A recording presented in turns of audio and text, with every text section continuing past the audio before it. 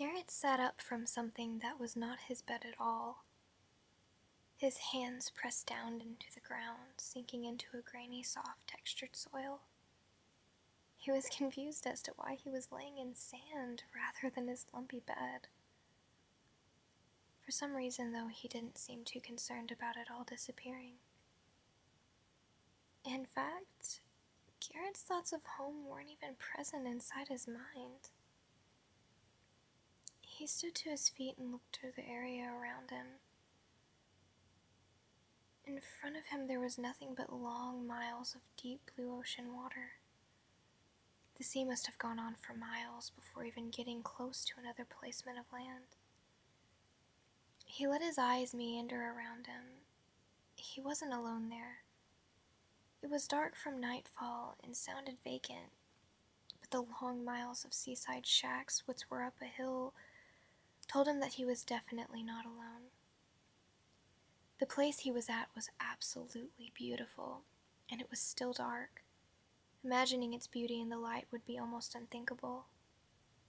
Hundreds and hundreds of thick green trees were scattered everywhere. Shrubs and bushes of all kinds were speckled from one end to the next. Not to mention, each green plant was covered in multiple kinds of fruits. All of this was neatly placed around tiny springs with small waterfalls.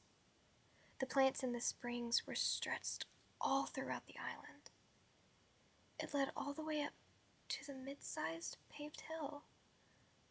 It definitely had to be the most beautiful island Garrett had ever laid his eyes on. And that's when she first laid her eyes on Garrett. She was sitting against the stone wall at the foot of the hill when she had first met him. At first, I don't think she thought he would ever notice her. He was so enamored by the island. But I suppose everyone is enamored once they first see it. The island was made to answer prayers and dreams, right? So it's no surprise that it's beautiful. She introduced herself to him as Noelle, just as he about tripped over her. It's hard to see in the dark.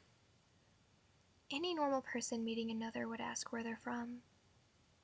But of course no one knows where they're from once they reach the island. I think it's a part of the deal the island has with the kids it takes in. It makes things better at a cost. And I'm guessing memory loss is one of the costs. Yes, I said one of the costs. There are several prices to be paid on this island. To be honest, no one knows of them until they experience them. A cost that Garrett paid involved much. After Noelle introduced herself, Garrett seemed to remember that he had no idea how he had gotten to the island, or even where he was before that. She explained that it was normal and it was better that way. Noelle told him that the island was full of people exactly like him, which it was. The island took him away to give him a chance of freedom. That freedom is forgetting tragedy and replacing it with something beautiful. All Garrett had to do was accept it and live on the island in peace. He accepted. The following days were amazing. Garrett had found his place in the world, along with his own seaside shack. But these seaside shacks were no shacks at all. On the outside they were small and homelike. On the inside they were cozy and warm and full of the things that Garrett enjoyed. He even had a soft plush bed that was just his size. Along with a place to call home, he had developed a family. The night after meeting Noelle, she ended up introducing him to another kid in town. His name was James.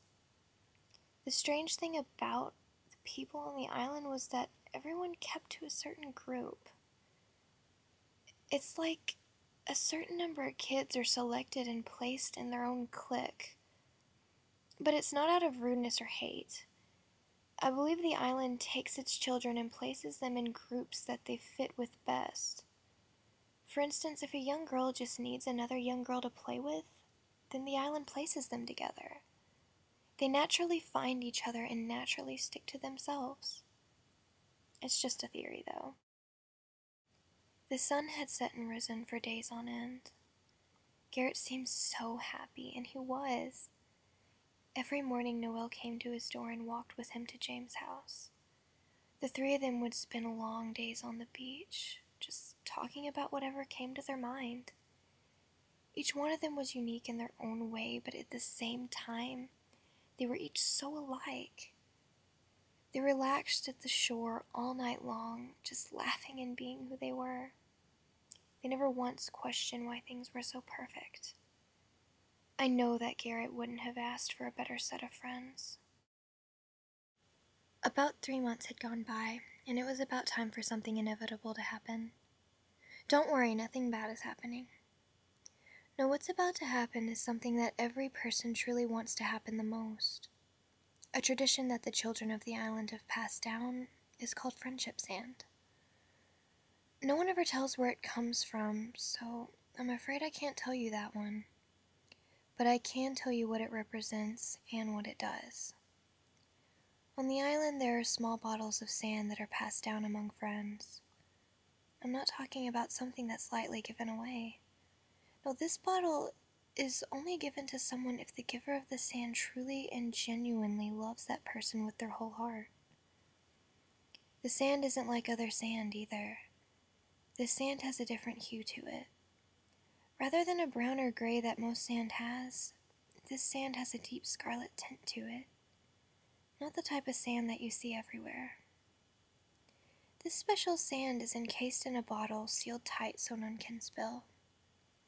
They say once a person receives their sand, they can get a wish from their heart to make them happy. They don't have to take the wish though, it's up to them entirely. Several say that some receivers never take their wish. They say that they were satisfied and happy with just receiving the sand. Not everyone gets a vial of sand passed to them, sadly. In a way, receiving the sand could be an answer to a wish all its own. When you ponder it in another way, if you're truly happy with what the island has given you, honestly, you wouldn't need to use the sand's wish.